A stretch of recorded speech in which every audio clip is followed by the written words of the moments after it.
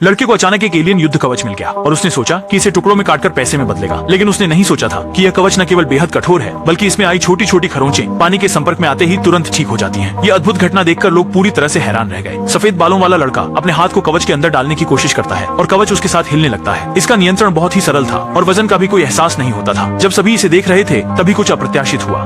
कवच के अंदर से अनगिनत टेंटकल्स बाहर आकर बाई माओ के हाथ में घुस गए, जिसे देखकर सभी लोग फौरन मदद के लिए दौड़ पड़े। उन्होंने बड़ी मुश्किल से उसका हाथ वहाँ से बाहर खींचा। आखिर ये कवच आया कहाँ से? 3 दिन पहले मॉस्को में एक दुर्लभ उल्कापात हुआ था। सभी लोग उस खास पल का इंतजार करने के लिए छत पर इकट्ठा हुए थे, जिनमें श्याओ शुआई और श्याओ मेई भी शामिल थे। लेकिन दोनों का ध्यान कहीं और था।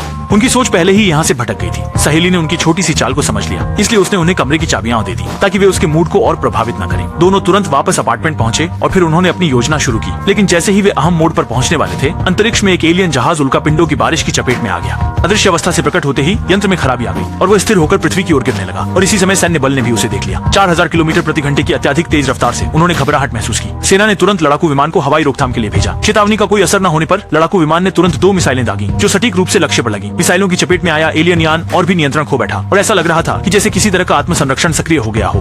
पास के सभी इलेक्ट्रॉनिक उपकरण काम करना बंद कर दिए। पायलट को विमान छोड़कर कूदना पड़ा और अंतरिक्ष यान तेजी से शहर के केंद्र की ओर गिरने लगा। देखने वाले लोगों को ऐसा लगा जैसे उनके 8 पैर होते। सभी लुढ़कते पलटते छत से भागने लगे। लेकिन उनके बीच में खोई हुई सहेली इतनी खुशकिस्मत नहीं थी। वह पल भर के लिए भौचक्की रह गई और उसका बच निकलने का सबसे अच्छा मौका खो गया और वह इमारत के साथ टकराकर पूरी तरह से धूल में बदल गई। जहाँ भी जहाज गया वहाँ कुछ भी नहीं बचा। सब कुछ उसने या तो टकराकर चूर चूर कर दिया या 2 टुकड़ों में काट दिया। ईंटें और मलबे का बड़ा हिस्सा गिरने लगा, जिससे कई लोग मलबे में दब गए। अंततः अंतरिक्ष यान एक खाली जगह पर आकर रुक गया।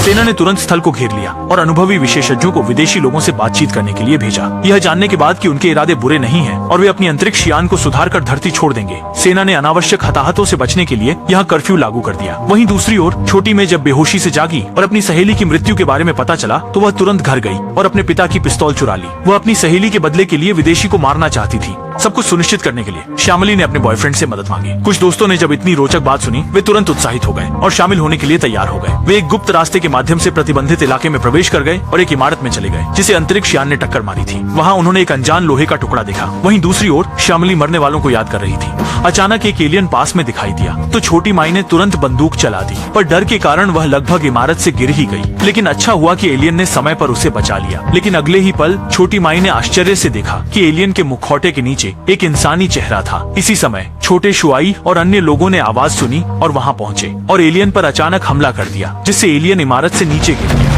जब वे लोग पहुंचे तो वहां सिर्फ एक खाली बाहरी खोल का मेका ही बचा था और बाहरी दुनिया का प्राणी कहीं गायब हो चुका था। लेकिन तेज नजर वाली छोटी में ने मलबे में छिपे हुए बाहरी प्राणी को देख लिया, पर उसने यह बात नहीं बताई। तभी जोरदार आवाज ने गश्त कर रहे सैनिकों को चौकन्ना कर दिया। वे लोग मेका को उठाकर तुरंत भाग गए। सोच रहे थे कि लोहे के टुकड़े को बाहर निकाल लेंगे, लेकिन वजन बहुत ज्यादा होने के कारण उन्हें उसे छोड़ना पड़ा और घर वापस लौटने पर भी श्याओमी चैन से सो नहीं पाई। बाहरी गृहवासी के जीवन रक्षा के एहसान का बदला चुकाने के लिए श्याओमी पुनः उस खंडहर इमारत में लौटी और उसे अपने घर वापस लाया। लेकिन भारी रक्तस्राव के कारण वह बेहोश हो गई। गोपनीयता बनाए रखने के लिए छोटी में को अपनी खुद की खून बाहरी व्यक्ति को चढ़ानी पड़ी। इस कारण दोनों के बीच की ऊर्जा में सूक्ष्म बदलाव आ गया और बाहरी व्यक्ति की कलाई की बैंड अपने आप छोटी में के हाथ पर आ गई। जब बाहरी व्यक्ति जागा, उसने छोटी में को बताया कि उसका नाम अबियाओ है और वो धरती पर आना महज एक दुर्घटना थी। उनका कोई गलत इरादा नहीं था। हालांकि वह अब भी सहेली की हत्या की दोषी थी। श्याओमी ने उसे तुरंत बाहर निकाल दिया, परंतु पहली बार पृथ्वी पर आने के कारण उसका कोई सहारा नहीं था और दूर नहीं गई थी कि गश्त करती पुलिस कार ने उसे देख लिया। दस्तावेज नहीं दिखा पाने के कारण पुलिस ने उसे तुरंत हिरासत में ले लिया। वहीं दूसरी ओर जैसे ही श्याओमी घर लौटी, एक अद्भुत घटना घटी। नहाने का पानी विदेशी कंगन के चारों ओर घूमता हुआ पूरी तरह से उसमें समा गया और दूसरी ओर श्याओ शुआई एलियन की कवच को घर ले गया ताकि उसे टुकड़ों में काटकर अध्ययन कर सके। लेकिन उसे यह अंदाजा नहीं था कि वह कवच न केवल अजेय और कठोर था बल्कि और भी अधिक शक्तिशाली था।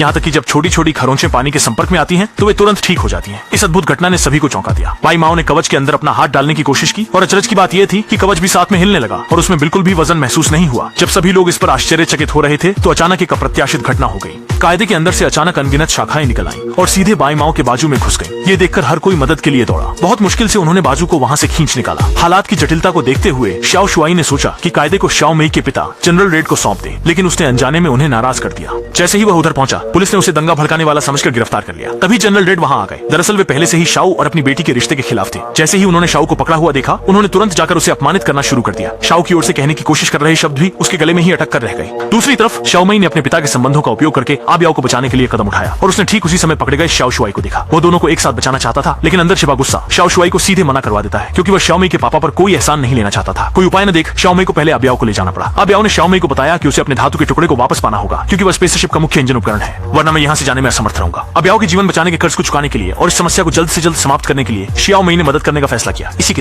इसी बीच सेना ने एक अजीब घटना का पता लगाया। पृथ्वी का पानी लगातार विदेशी अंतरिक्ष यान द्वारा छीछो कर लिया जा रहा है, जिससे क्षतिग्रस्त जहाज की मरम्मत हो सके। कई क्षेत्रों की नदियां सूख गई हैं और यहाँ तक कि निवासियों का पीने का पानी भी समस्या बन गया है, जिससे उन्हें केवल सरकार के वितरण पर निर्भर रहना पड़ेगा ताकि अंतरिक्ष यान जल्दी से जा सके। सभी लोग बस स्थिति का इंतजार कर रहे हैं। इसी दौरान शाओमई भी आबियाओ को लेकर आसपास पहुंची और मौका पाकर अपने पिता का पास चुरा लिया। आबियाओ छद्मवेश धारण कर प्रयोगशाला में दाखिल हो गया और वहां से क्रिस्टल बॉल निकाल ली। इस दृश्य को देखकर दो शोधकर्ता पूरी तरह हैरान रह गए। जब आबियाओ बाहर निकल गया, तब जाकर उन्हें होश आया और उन्होंने तुरंत अलार्म बजा दिया अपनी बेटी की सुरक्षा की भावना के लिए। जनरल ने तुरंत अपनी बेटी और अबियू को बाहर भेजने का आदेश दिया, लेकिन उसे यह नहीं पता था कि उसने खुद ही एक चोर को भेजा। शाओमई ने अबियू को अपने घर ले आई। पहली बार पृथ्वी पर आने के बाद उसने मानव भोजन का स्वाद लिया और इस माहौल में दोनों के रिश्ते में धीरे धीरे बदलाव आया। तभी पिता सैनिकों के साथ लौट आए और जब तक सच्चाई सामने आई, शाओमई ने तुरंत अबियू को घर से भागने के लिए कहा ताकि अबियू के हमले से बच सके।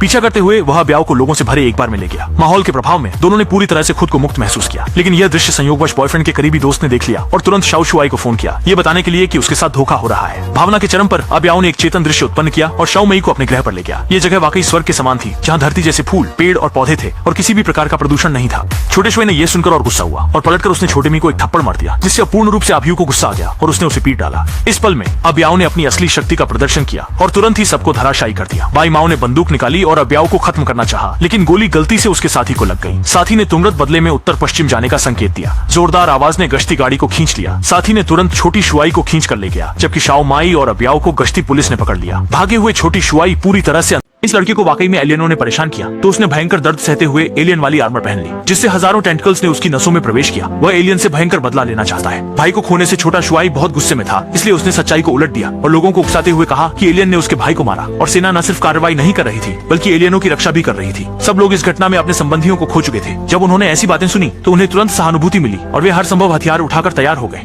जनसमूह बाहरी प्राणियों के स्थान की ओर प्रचंड रूप से बढ़ चला। पुलिस ने जल्दी से मानव दीवार बनाकर रोकने की कोशिश की, लेकिन उनकी संख्या अधिक थी और उनके हाथों में जलते हुए बम भी थे। थोड़ी ही देर में उन्होंने मानव दीवार को तोड़ दिया।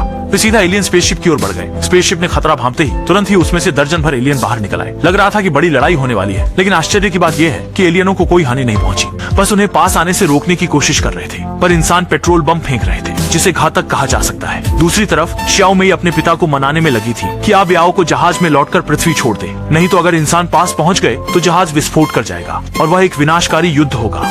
अभी ये देखकर बेहद क्रोधित हो गया। वह कार से उतरकर शाओ को सबक सिखाना चाहता था। हालांकि उसके पास बाहरी ग्रह के निवासी की मजबूत काया थी, लेकिन बाहरी ग्रह के कवच का सामना करना उसके बस की बात नहीं थी। इसी वक्त जनरल भी लोगों को लेकर वहां पहुंच गया, मुख्य रूप से दंगा को शांत करने के लिए, क्योंकि वह नहीं चाहता था कि बाहरी ग्रह के निवासी को चोट लगे, क्योंकि वह युद्ध भड़काना नहीं चाहता था। आखिर में हमेशा आम लोग ही चोट खाते हैं। दूसरी ओर छोटे शुआई ने आबियाओ को पकड़कर उसे पीटा। जैसे ही वह मारने वाली ओर बढ़ा, शाओमी ने कार चलाकर उसे खंडहर में धकेल दिया। शुआई क्रोधित हो उठा और संघर्ष करते हुए घर के मालिक का हाथ खींच लिया। उसे उम्मीद नहीं थी कि अब्दुल अपने सुरक्षा का मोड़ चालू कर देगा। जब मशीन ने छोटे शुआई को बाहर उगल दिया, तब छोटे में और एबियाओ एक दूसरे को गले लगाने लगे। ये कोई कैसे बर्दाश्त कर सकता है। छोटे शुआई ने गुस्से में बंदूक उठा ली और एबियाओ पर गोलियां बरसाने लगा, लेकिन छोटे मी ने बीच में आकर सारी गोलियां रोक ली। अपनी मृत बेटी को देखकर जनरल दिल से दुखी हो गया। इसी बीच एलियन वहां आ गए। वे उन दोनों को उठाकर फिर से अंतरिक्ष यान में ले गए और उन्हें एक हाइबरनेशन पॉड जैसी बिस्तर में रख दिया। जनरल ने सोचा कि वह एलियन से पूछे कि वे क्या करना चाहते हैं, लेकिन उन्हें आश्चर्य हुआ कि दोनों एलियंस ने स्वचालित रूप से चार्जिंग मोड को सक्रिय कर दिया। असल में वे केवल 2 मेचा सूट थे। इसी समय अंतरिक्ष यान का कृत्रिम बुद्धिमत्ता सोल ने शाओमई को जवाब दिया। उड़ंत स्त्री अभी दोनों का इलाज कर रही है। उसने सोल से पूछा कि उसकी बेटी जीवित रह पाएगी। सोल ने उसे बताया कि वह जीवित रहेगी, लेकिन लंबे समय तक नहीं,